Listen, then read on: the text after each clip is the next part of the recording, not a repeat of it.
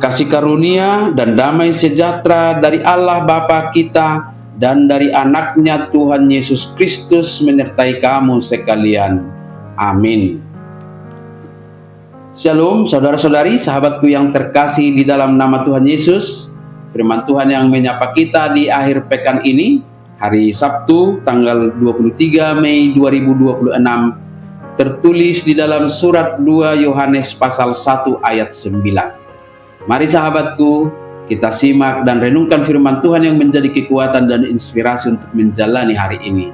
Demikian, setiap orang yang tidak tinggal di dalam ajaran Kristus, tetapi yang melangkah keluar dari situ, tidak memiliki Allah.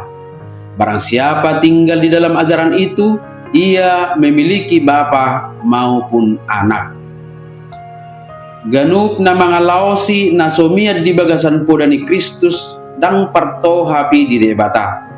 Nabiad di bagasa poda, ido partohap di amai, dohot di anaki. Demikian firman Tuhan. Saudara-saudari, sahabat renungan harian yang dikasihi Tuhan Allah, hidup kita adalah ibarat sebuah perjalanan panjang yang harus berhadapan dengan berbagai-bagai dinamika. Setiap saat kita menemukan hal-hal baru, dan dalam waktu yang bersamaan kita didorong untuk mengeksplorasi hal-hal baru itu. Agar kita dapat menikmati semua dengan baik, kita pun tergiur untuk berinovasi dengan berbagai cara. Berinovasi itu memang baik, tetapi kita mempunyai batas-batas secara moral dan spiritual yang tidak boleh kita langgar untuk menggapai apa yang kita inginkan itu. Batas moral dan spiritual kita adalah ajaran Kristus. Maka nas kita hari ini memberikan peringatan yang sangat jelas supaya kita sebagai pengikut Kristus jangan melangkah keluar batas itu. Di tengah keinginan dan ambisi manusia yang berharap menemukan kesenangan dalam perjalanan hidupnya, sering tidak menyadari batas-batas ajaran Kristen.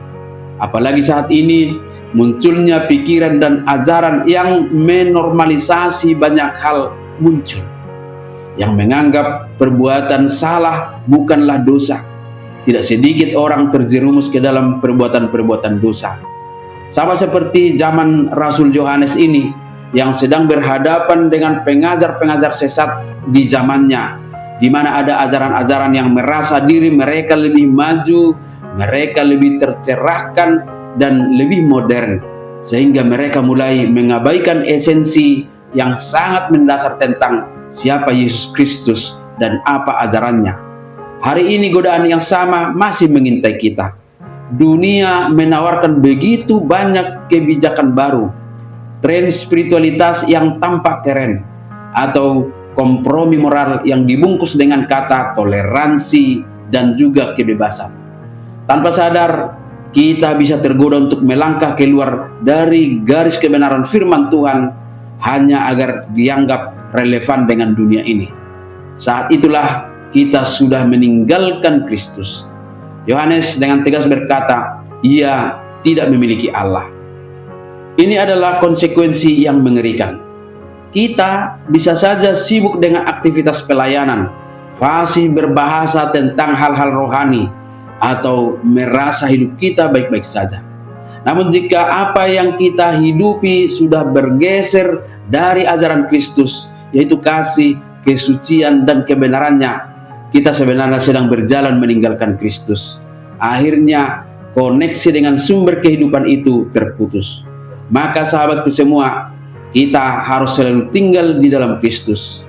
Tinggal dalam ajaran Kristus bukan berarti kita menjadi orang yang kuno atau yang kaku. Justru di dalam batasan hukum Allah itulah terdapat kemerdekaan sejati. Batasan yang Tuhan berikan bukan untuk memenjarakan kita, melainkan seperti pagar pembatas di pinggir jurang. Dia ada untuk menjaga agar kita tidak jatuh dan hancur. Jadi tinggal di dalam ajaran Kristus itu akan membuat jiwa kita tenang, hati kita damai, dan hidup kita akan terberkati oleh kemurahan Tuhan. Amin.